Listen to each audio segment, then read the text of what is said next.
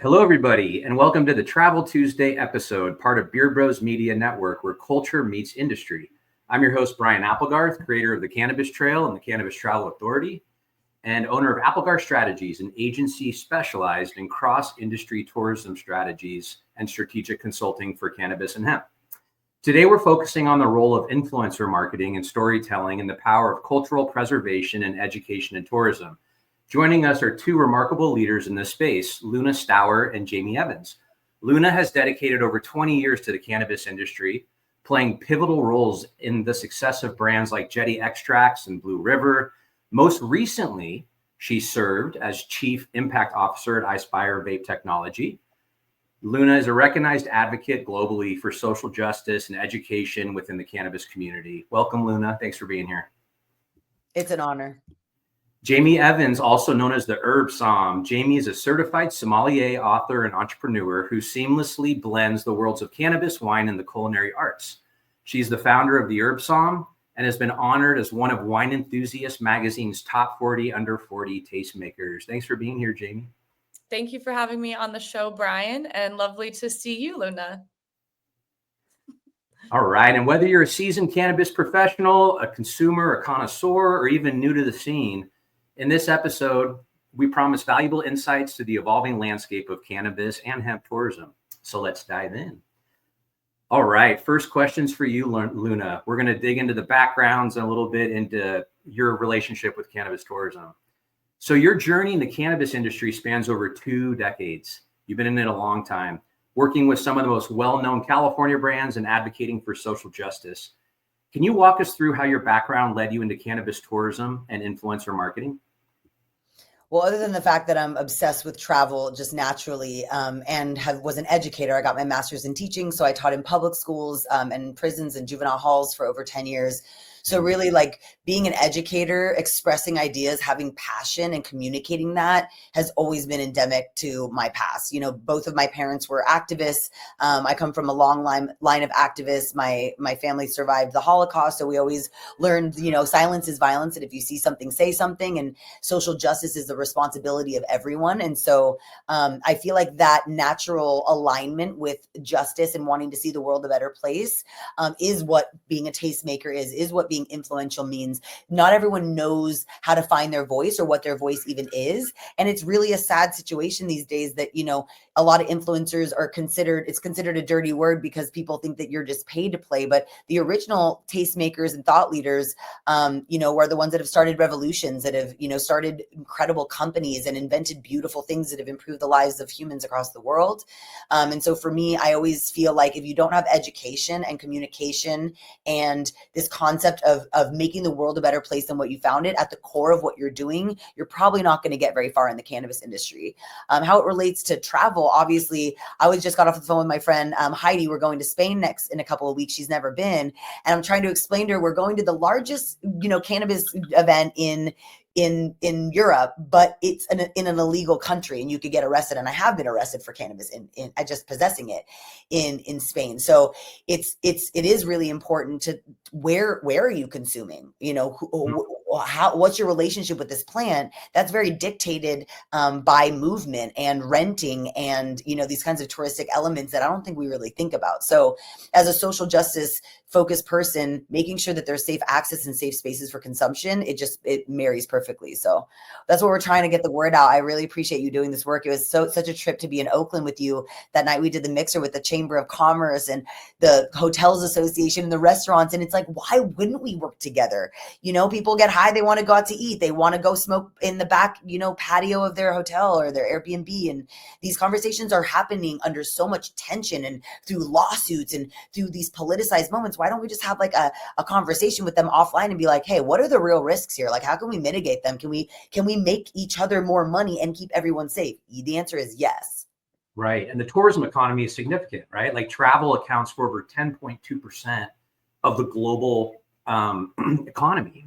You know, everything from airports to hotels to lounges, events, and that visitor spend, the psychology is very different than a resident spend. And understanding how that plays into a destination and the opportunity for brands that lean into that. Before we move on to Jamie's first question, I have to ask, can you tell us a little bit more? And let me tee this up a little bit. So I did a little bit of a data crunch on Barcelona, and their cannabis tourism industry today is well over $1 billion. And it's a moment in time where it's still illegal. And you have these clubs, you have these events that are bringing significant economic impact to the destination. And they're in that transitional phase, trying to figure it out. What was your experience getting arrested in Barcelona? Can you share a little bit about what happened there? Well, it's pretty common for people to get searched leaving the clubs. I had a rental car that I was a designated driver for a colleague who had rented it. And Right. So when they pulled me over, they did a field test and tested my tongue, and it came back for cannabis. And they said you had just smoked, because they know they test for like amphetamines, cocaine, alcohol, and a bunch of different things. So they breathalyzed me first, then, which I don't drink.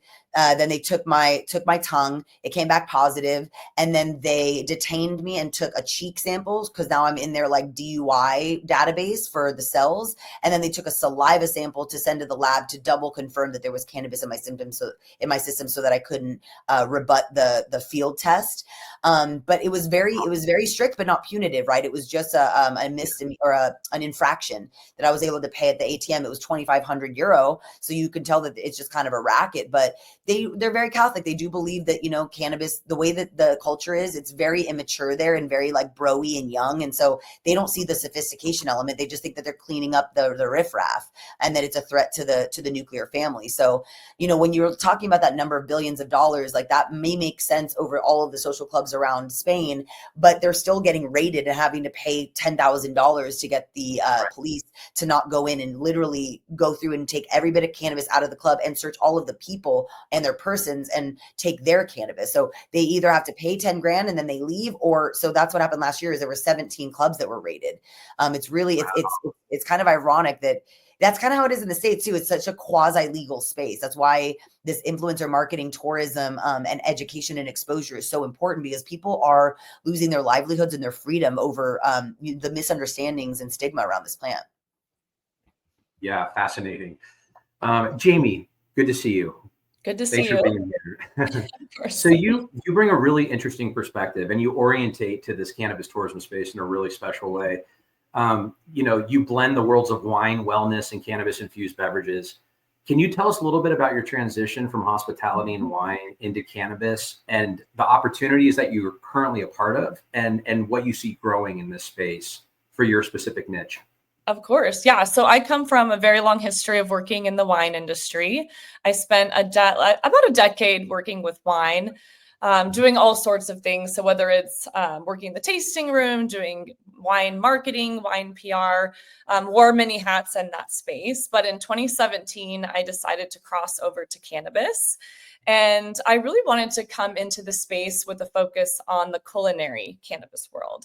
So kind of during this time when I was transitioning, I was going to different cannabis pop-up events around the city. And my very first event was actually with Corinne Carroll. She was doing this really cool underground dinner called the Connoisseur Series. And she invited me to this dinner, and it really opened my eyes on how we can cook with cannabis and use it as a gourmet ingredient and really pair it alongside our favorite foods and beverages. So after that first experience, I was like, oh my gosh, this is like a brand new world. I've never witnessed anything like this. And so I feel like that's where we met. Yeah, I think that's where we met, Luna, for sure. It was definitely one of Green's events. But after that, I just kind of fell in love with cooking with cannabis. And that's when I launched my blog, which was called The Herb Psalm. So really tapping into what I learned in the wine industry and kind of bringing that over into the cannabis space. So I had my blog, and then I introduced my own event series in 2018. It was called Thursday Infused.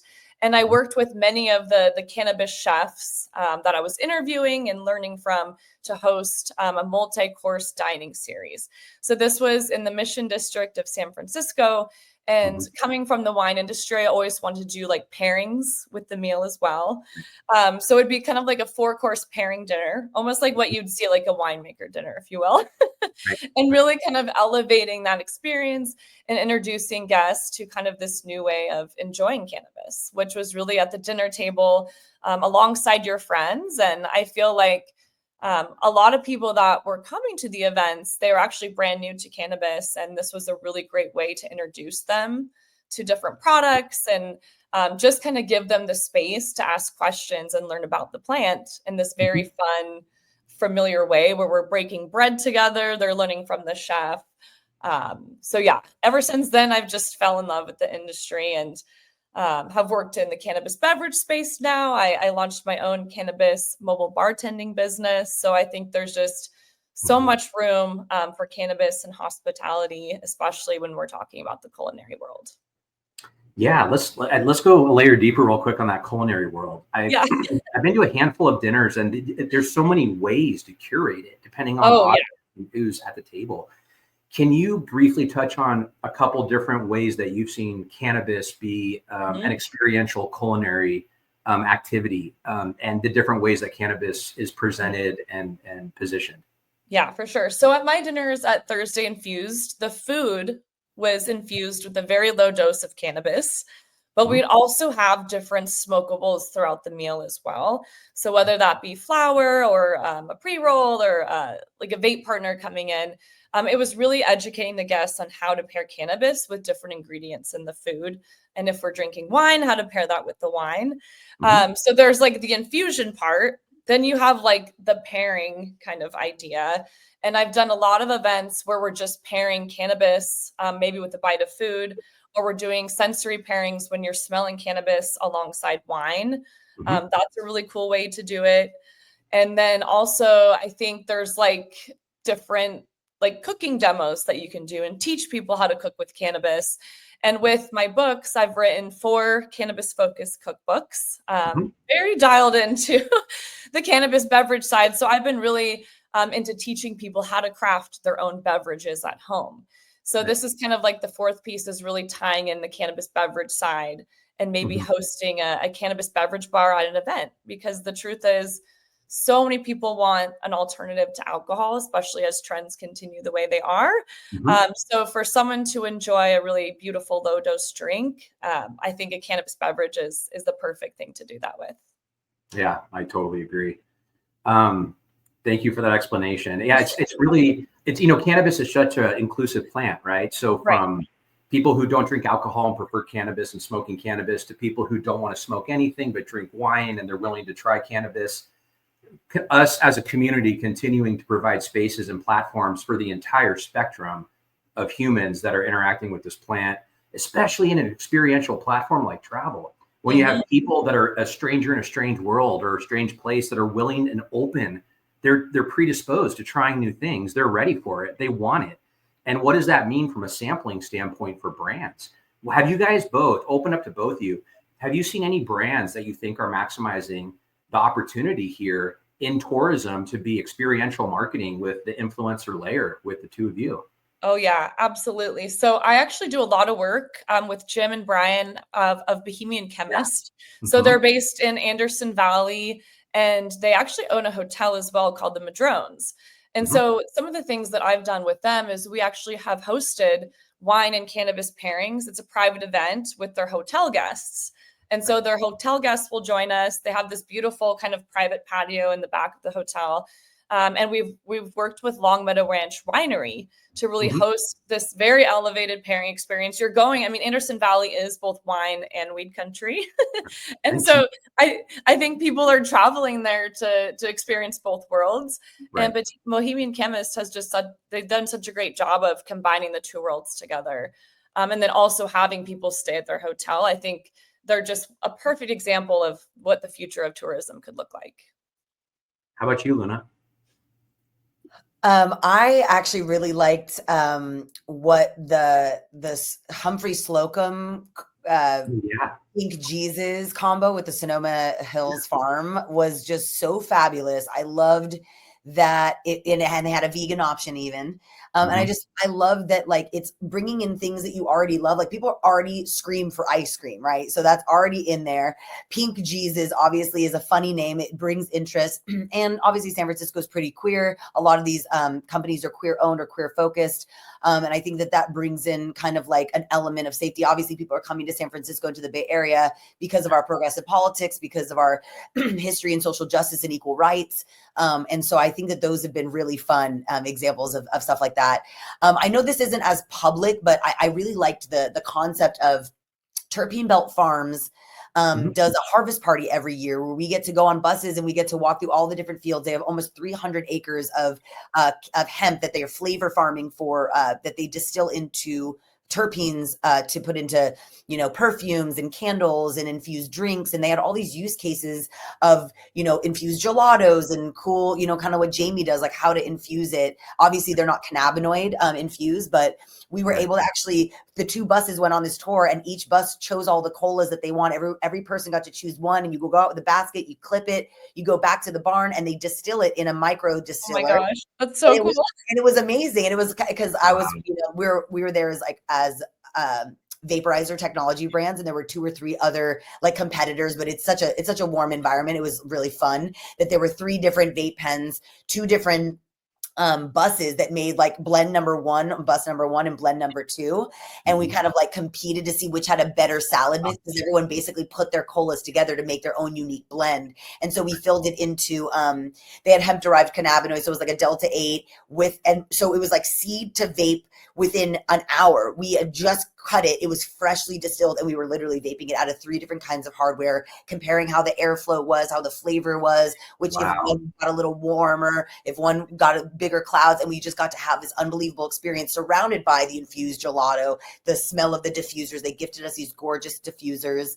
That felt very integrative, and also allowed some of their clients to come and talk about their candle line and talk about, how do terpenes work when they're frozen into gelato. You don't really think about, people don't really get to nerd out about the science of this. So it gives this, this intersection. Also, like you're saying, people go to Thailand, they want a cooking class. They want to know about what's going on. People do all kinds of things. They go to Germany for, to learn more about beer and do beer tastings and things like that. So why can't we provide the same experience, especially because this farm I'm talking about is in an unincorporated area of Alameda County, right? Basically Livermore, which is, and if anyone knows anything about Livermore, and Jamie, you can correct me if I'm wrong, Livermore was Napa before Napa was Napa. Livermore was the original Bordeaux, or like French. It's where all of the French genetics of wine came to the East San Francisco Bay Area before it really spread out. So it's very special and unique. That shout out to Sharif and the team at Terpene Belt Farms, which was Garden of Eden,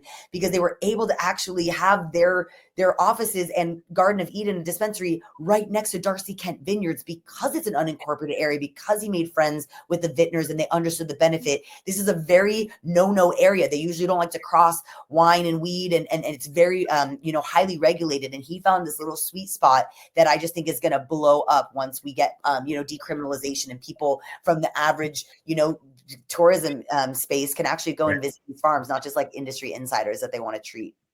Absolutely. And it's an agricultural crop, right? It's like you have this California microclimate, Mediterranean climate, grapes to apples to, anything that's grown in California. And that's a signature industry. If it's agriculture, it's California. That's where the story begins. And this craft of placemaking and picking your cola, that sounds like an amazing experience. Right. It almost reminds me of like Sonoma Hills Farm too. They're also doing some really cool things up in Sonoma. And I think every time I've gone there, they have like a build your own like bouquet where you can walk out and clip the wildflowers, clip little hemp like plants, and then have their farm to table dinner experience. So yeah, huge fan of Sonoma Hills Farm. So shout out to them. Yeah. That was Pink Jesus was the ice cream collab. Yeah. Right? Yeah, it was. So, and they had a killer setup at Hall of Flowers in Santa Rosa. That was another great. Yeah, they did. Yeah. Industry. Yeah. Yeah. I love visiting there. And so hopefully that's kind of the future of like farm tourism, as well as what that kind of looks like. Yeah. All right. Let's dive into culture and advocacy for a second. Tourism is culture, right? It starts with context, people, place, community, craft. And that transcends cannabis, but that cultural element is really the first foundational element of telling a story and giving context to a place. And Luna, obviously your advocacy and your passion for the cannabis culture is second to none with the movement today. And I want to ask, in your experience, you've seen so many different cannabis destinations at this point that have these industries, but also this history with the plant. Can you share a little bit about some of the global experiences you've had as somebody who's kind of globe-trotting around, watching this industry develop on the global scale? And you're so good about sharing the place as you travel for cannabis and being an ambassador for the movement. Can you share maybe 2 or 3 of the most memorable moments you've had in the last couple of years and how that ties into culture?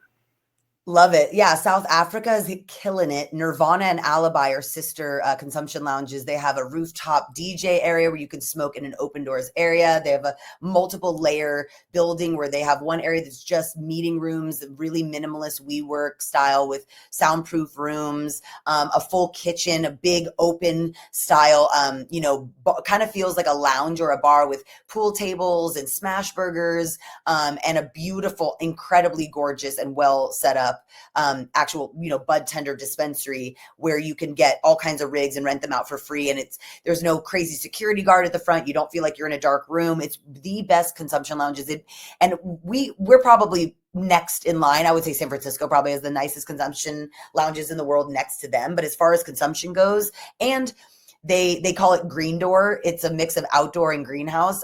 Their weed is incredible. They are making their own rosin. They're not importing it from the United States like Spain does and all these other places, Thailand. You go there and you're just like, all your friends who flew out there from California, that's where all the stuff is from. Like, they don't have to do that in South Africa. Cape Town has an incredibly sophisticated, very California vibe. Highly recommended. I know it's really far away. It's like a full day of travel. But once you get there, you will have the time of your life. It wasn't even on my radar. I went out there for a CBD expo or a THC cannabis expo last year in January, and it blew my mind and changed my life. And you can see like almost all of like the best things in South Africa in almost a day. Like you can take a car tour and see the penguins and see people growing it and go to the farms and do everything. Everything's actually very close. Kind of like if you were doing like a Bay Area tour, you can actually see the whole Cape of Africa. It's really incredible. So it's very inexpensive and people feel really comfortable there because they do have a history of apartheid. Like they are aware. It's like going to Berlin and to Germany. It's like the fresher that genocide and structural racism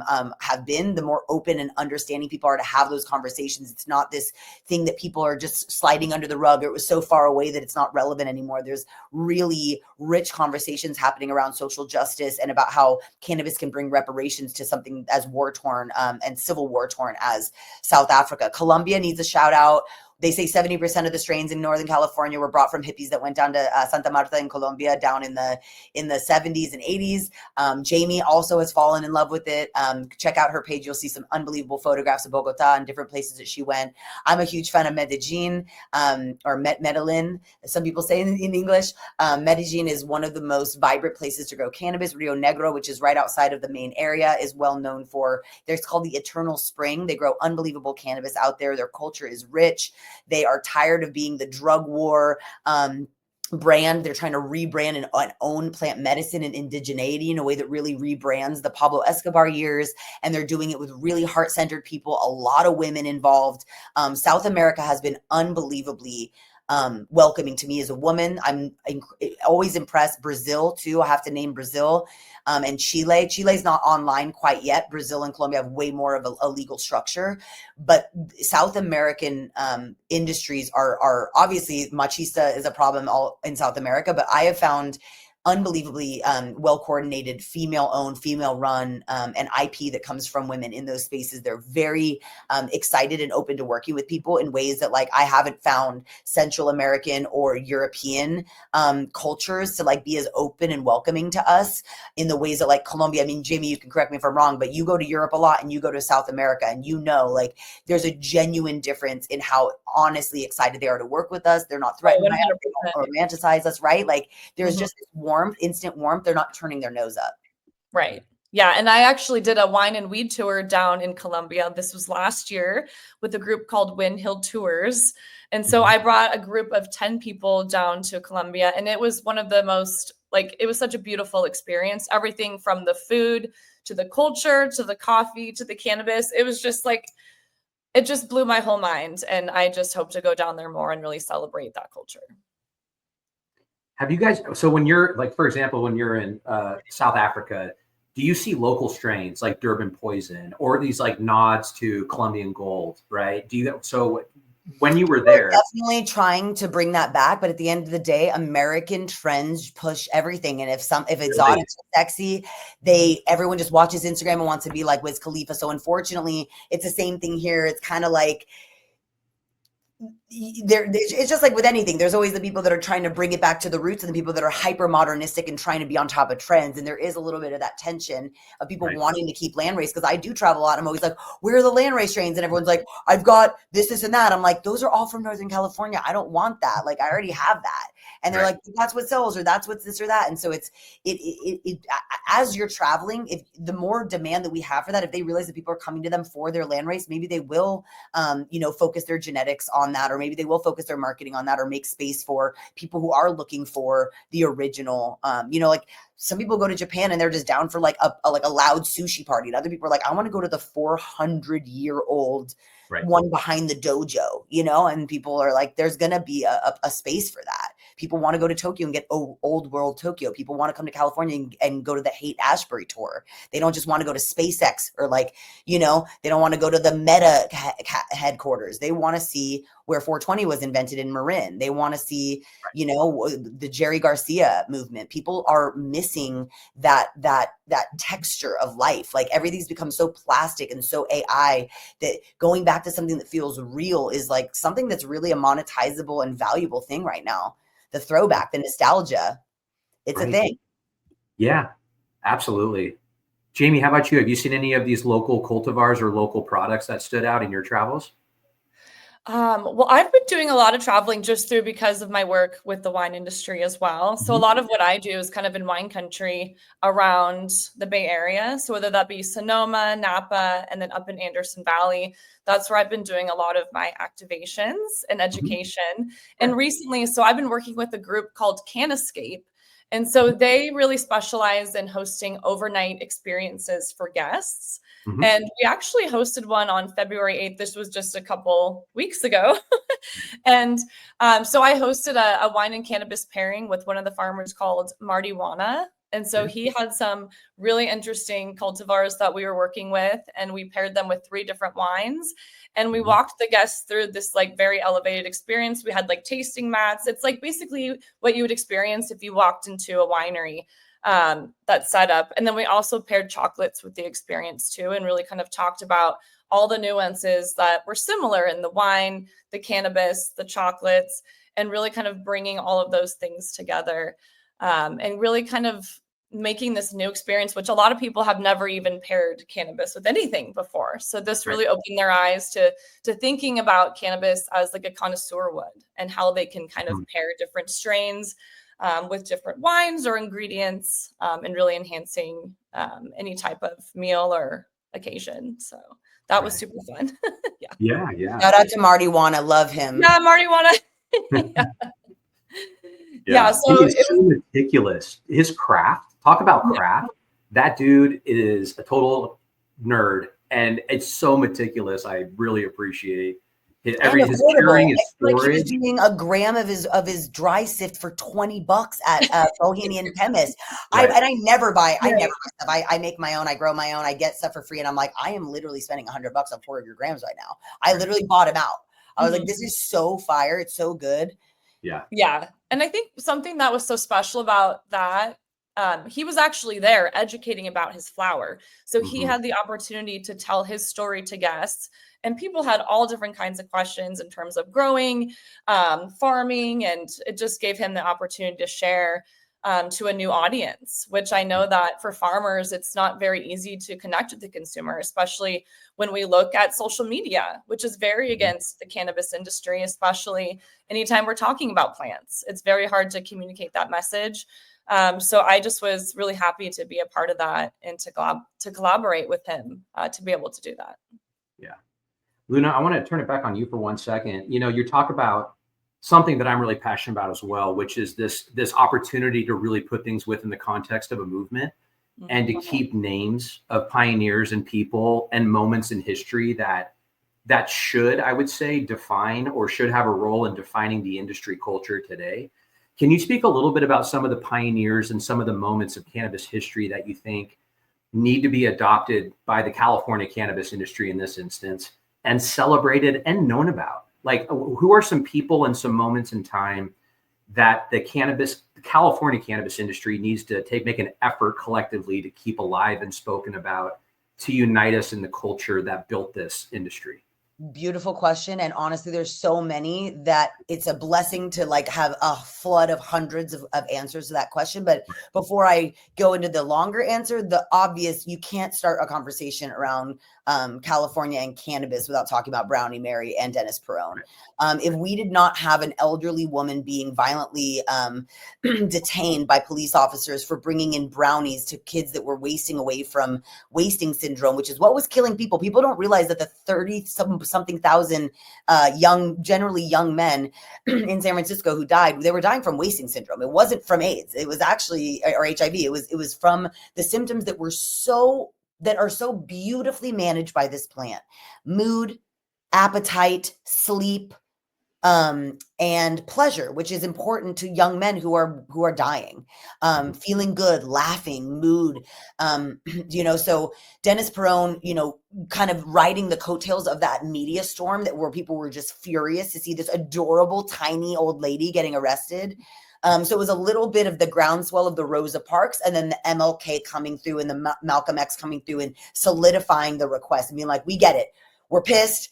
We're activated. We're not having a global dialogue around how the war on drugs is actually a conspiracy against plant medicine and is a human rights and a medical sovereignty issue. But then you actually needed to have someone go through and write out the law and make sure that it served the patient. So I think that the collective model was really selfless and very patient-based. And I wish that we could duplicate and have that be the DNA and the foundation of every other movement, because it's become so greed, capitalistic, extractive, trying to, fit this magical, mystical plant into this CPG model that it just doesn't fit into. So they're really important. Then obviously, you have to shout out all of the early folks. Obviously, I'm in Oakland, so Andre, Debbie, Steve, all the people that were originally hitting those streets didn't know anything about business, but they knew that they wanted weed. They got all the signatures, opened up dispensaries, and it turns out a lot of them didn't really know how to run dispensaries. They're not really good at running dispensaries, but they got people who did, and they're all still, I think Harborside's still, or no, maybe they are bankrupt now, but for the most part, they succeeded and went really far because they had activists behind them, pushing them forward. So I definitely have to shout out Andre. She's an unbelievable. She was friends with Jack Hare back in the day, and she was like on that whole magical bus. And Frenchie Cannoli. I really have to say that Frenchie's concept of terroir, his Gangier program training, his astute historical and biological anthropological approach to cannabis and humans and how we blended and moved around the globe together with each other was genre shifting. And, I have to shout him out. I don't know if you guys can see him, but he's right. Where's the poster here? Let's see. I think I saw him. Yeah, I saw him. Holding a big fat hat. Oh, nice. So it's like, and he, chose he could be in France, he could be in Italy because he was French Italian, he could be in India where he lived for most of his life, but no, where did he go? Northern California, because it's where we have the best weed, wine, women, weather. We got the marine layer, the incredible soil, and that's what the appellation of origin conversation is flowing from. Is why, how are we going to make money and save our IP if we don't do what every other winemaker city and country does and name it ours? And if you want, you can pay us for the royalties, or you just call it sparkling weed, because it ain't champagne unless it's from the region in France. So this is like a very important thing about monetizing, and we've talked about this a lot, Brian, because I was on the original board of the Cannabis Trail. Absolutely. We were so terrified that we were going to, and we have in a lot of ways, given away our cookies without getting any of the crumbs. And it's our time now to name what's ours. If you guys remember back in the day, the High Times cups that everyone was winning in Amsterdam were all California strains. Colorado was the first to go legal. What were they all growing? They had our growers moving out to Colorado with our strains. So there's that, this, like, if we don't get on our own train, someone else is going to drive it. And tourism is the only thing that's going to push that, I believe. And really conscious product marketing. And it does tie back into brand, like brands that are tied to place, that are tied to craft, that are tied to human beings that have been doing the multi-generational work, whether it's activism for human rights or nurturing genetics that your grandfather has been passing down because that seed has been stabilized on the hill that you've lived on, right? And Jamie, you've lived this with wine, with the ABAs.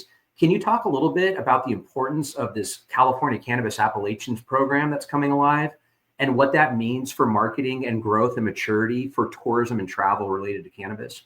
Yeah, well, just like as we've seen in wine, I think cannabis appellations is extremely important, and it really gives those appellations an identity. So basically, when people are thinking about the Emerald Triangle, they should be thinking of Humboldt and those places that really grow world-class cannabis. And I think as we're thinking about tourism, this will really help drive consumers to those destinations.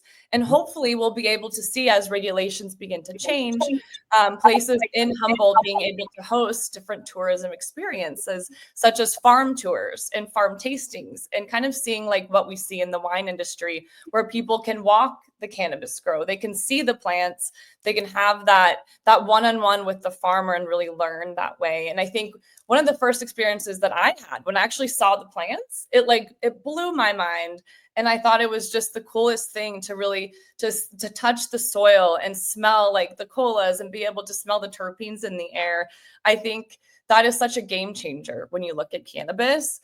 And I think for tourism, as soon as we can do that, I mean, that opens the door for so many business opportunities as well, for all of the legacy growers that we see, and so many new opportunities for them to market to new consumers, and hopefully do to like maybe one day, hopefully direct to consumer sales as well. I think that'd be incredible. But yeah, so I think it's very important to have those AVAs.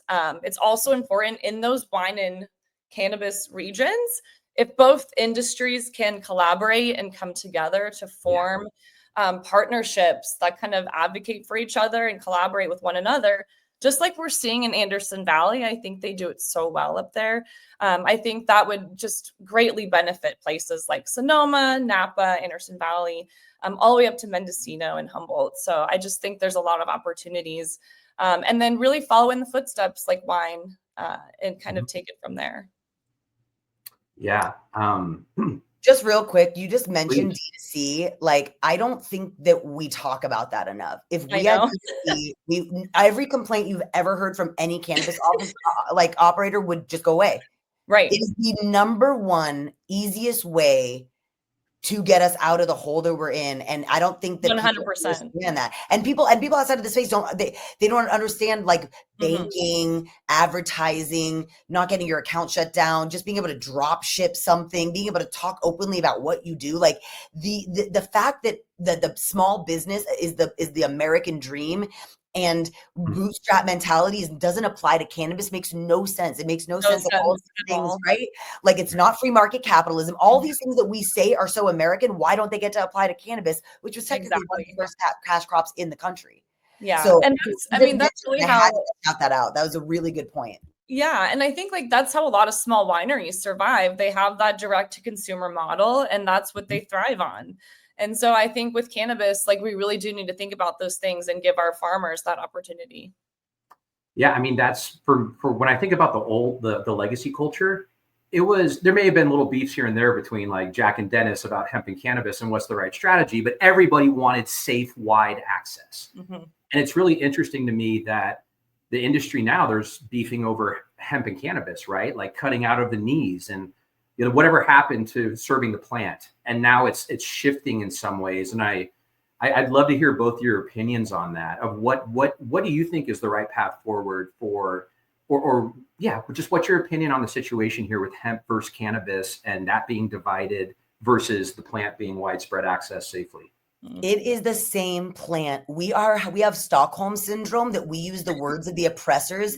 If people have a problem with hemp, they should talk to prohibition about it. No one wants to have hemp-derived CBD isolate converted with silica bleaching clay into Delta 8, Delta 9, and HHC. No one wants that.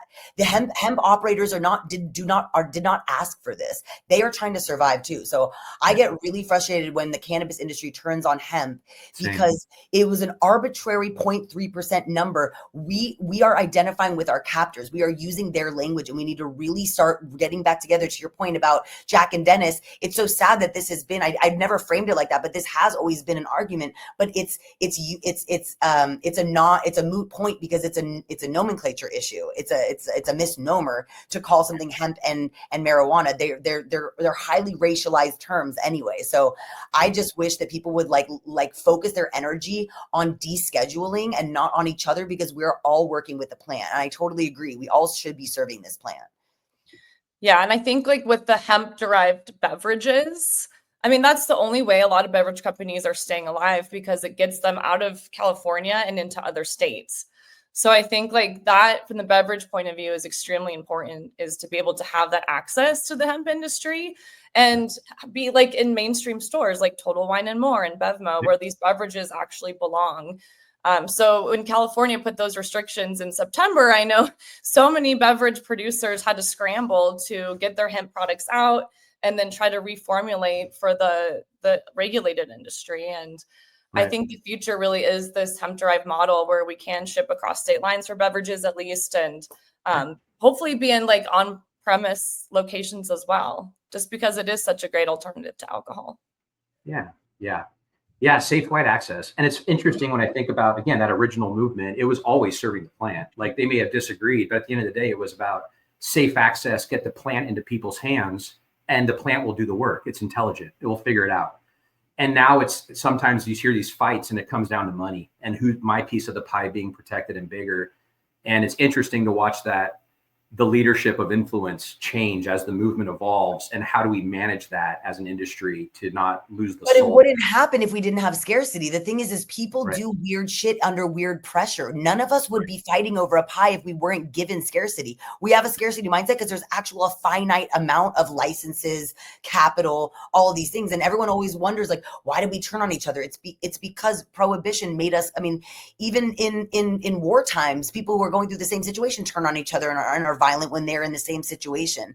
It really is. I think that's a super, super important point, and a super important question for us to be talking about is, are all the problems that we're having stemming from decriminalization or descheduling? And if so, why is not everyone dedicating 25% of their revenue on lobbying, on getting in front of these lawmakers, on trying to unseat the prison industrial complex from being this force that will not give up its power? This is the thing, is like people wonder, well, why aren't we legalizing? Why aren't we legalizing? We already know that it has medical efficacy, which is part of why it was Schedule 1. So that's out. And it's not addictive. We already know it might be habit forming or a little bit dependency forming, but it's not typically physiologically addictive the way that any other thing, even sugar or caffeine, is way worse. So we already know the two things that created as a Schedule 1 are already out. What's the reason of keeping it there? It's just to incarcerate Black and brown bodies and control our ability to access plant medicine that we can grow in our backyard, and that makes us want to tune in, tune out, and drop out, or whatever Timothy Leary said. They don't want us feeling pleasure and having autonomy over our pharmacological experience, or relaxing and having pleasure and getting the munchies and going to bed early and enjoying sex and doing these things that capitalism benefits from us being balls of anxiety and being on Ritalin and Adderall and SSRIs. We're more productive. That's why I believe Vegas is so anti-cannabis. They want us drinking alcohol, doing coke, and buying hookers. That's what they want you doing, is making bad decisions. That's why they don't want you chilling and just looking at the cool lights in Vegas and just having munchies and going to bed early. That doesn't serve the machine. So that's why this is like so much bigger than us. This isn't just us raging against, for cannabis. This is an issue, a way bigger issue around, women's rights, women's bodily autonomy is being undone. So how is that any different from my right to inhale? Me getting an abortion, me putting, weed in my body, both situations aren't impacting anyone else but me and maybe my partner, the person next to me. How does the government get to unravel these rights? So I think that cannabis is an intersection for all of these different areas of activism that I think we need to get way louder about. Well said, Luna. What a lightning rod to important conversations this plant is. It's really important. All right, last question, really important question, I think, as well. One of the biggest differentiators that I see in tourism is cannabis as an entheogen being in mainstream tourism, right? Mm-hmm. It's got this capability of bringing people into the present moment. A lot of the effects that Luna just named off, that Jamie's touched on.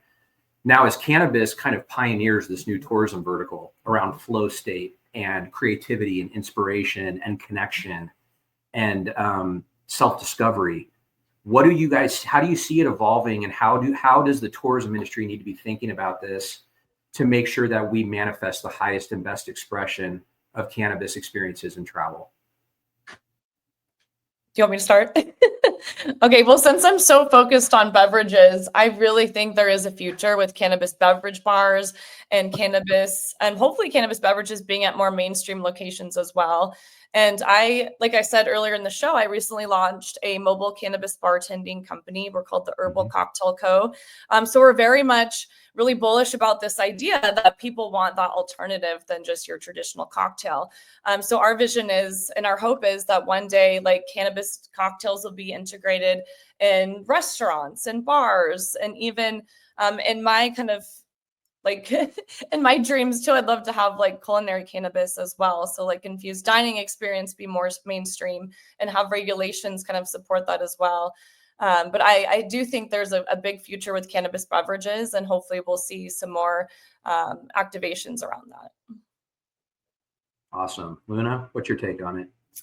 I think that safety first. Obviously, I'm a public school teacher, and I just went to an event of a friend of ours where someone overconsumed. They had been drinking before they came, and then they consumed some cannabis. It was not in the fuse. It was a cannabis themed dinner event, but the food wasn't infused. There's some sauces you could put on, but it wasn't from the event. They came with alcohol and then just hit one of the joints that was going around and got the spins. Now, if anyone's ever gotten the spins, it is hell. And the only thing that's changed that makes it better is a lot of throwing up and sleeping and maybe eating or drinking something, but like you're kind of in it for a minute, and it's really, really, it's like a Meniere's or vertigo situation. So, and this is someone who's been to multiple of our friends' events, and this woman who's been doing these events has been doing it for a decade. It has never once had this happen. I don't, I just feel like we maybe need to start doing like release of liabilities or something like that. Like I put my house into an umbrella, like LLC and stuff like that, when I started doing dab bars and stuff. Cause I was the first person to ever give out a dab at Harborside. And this dude came in on a Thursday morning. He's an old dude, 70 something. And I wasn't thinking to ask if he had been drinking. And luckily I'm a crazy teacher. So I had him sign the release of liability, and he ended up getting the spins and vomiting and throwing up and hitting his head and bleeding all over the sales floor of Harborside Health Center. Oh my gosh. So you never know, because he had been drinking earlier that day. How am I supposed to know a 7-year-old guy at noon on a Thursday was already faded, and he didn't look it or smell it or anything? And I was probably just so excited. I was just like assuming that you're just here for weed. And I gave him a little tiny micro dab and everything was fine. And then it really wasn't. He like left the back area and like made a scene. So I just feel like just one issue like that, to have someone in the bathroom of an event like barfing into the toilet when everyone's trying to like enjoy a $200 a ticket meal. It has nothing to do, this wasn't Harborside's fault. It wasn't my fault. It's not the person hosting's fault. But I think that we project a sense of sophistication, even for someone who knew better and still did it. There needs to be some kind of a backup or someone on call or a secondary bathroom or somewhere that like we can make sure that there's like a trip sitter that can like support someone that's always, that's not a part. Cause I ended up having to leave the event that I was also a guest at to support this.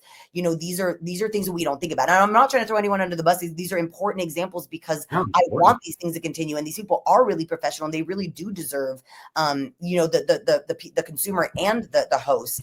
Everyone deserves to have a really good, safe time, but we are dealing with psychotropic, psychoactive, and physiologically intense things that we're consuming. So like really saying, if you're going to be coming to this cannabis event, do not consume alcohol before in the 12 hours before coming. We really don't think that they play well together.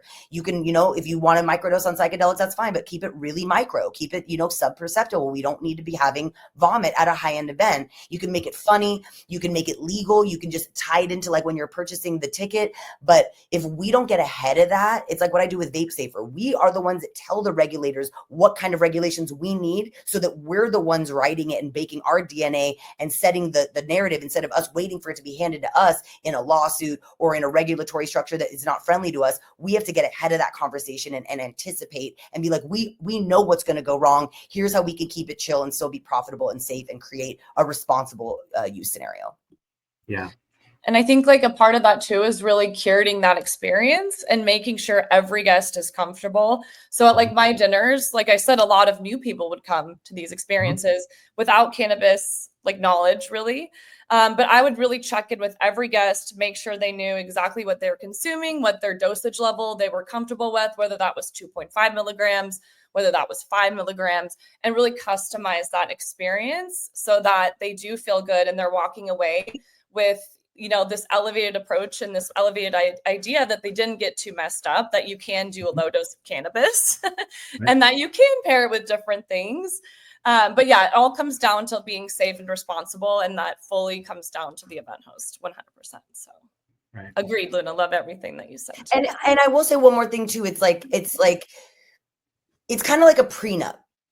Everyone gets nervous. Oh, it's not sexy, or like talking about safe sex. Oh, it ruins the vibe. There's nothing more respectful than getting everything out ahead of time so that when shit does hit the fan, there's no drama. People are always avoiding the hard conversation. Oh, we're just a handshake. It's just, well, it'll be fine. It'll be fine. It'll be fine. The casualness does not serve the relationship. Being chill about everything, it ends up escalating and actually ruining relationships and turning into big legal issues because everyone just wants to just brush it off and it's cool. We're just friends. We don't have to talk about it. We don't have to formalize anything. There's nothing beneficial about not getting a prenup.